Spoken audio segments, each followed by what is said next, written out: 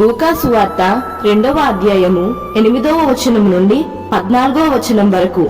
ఆ దేశములో కొందరు గొర్రెల కాపరులు పొలములో ఉండి రాత్రివేళ తమ మందలు కాచుకొనుచుండగా ప్రభువు దూత వారి యొద్దకు వచ్చి నిలిచెను.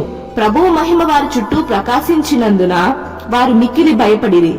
అయితే ఆ దూత, భయపడుకుడి, ఇదిగో ప్రజలందరికీ కలుగబోవు మహా సంతోషకరమైన సువర్తమానము నేను మీకు తెలియజేయుచున్నాను. దావీదు పట్టణమందు నేడు రక్షకుడు మీ కొరకు పుట్టి ఉన్నాడు. ఈయన ప్రభువైన క్రీస్తు. దానికిదే మీ కానవాలు.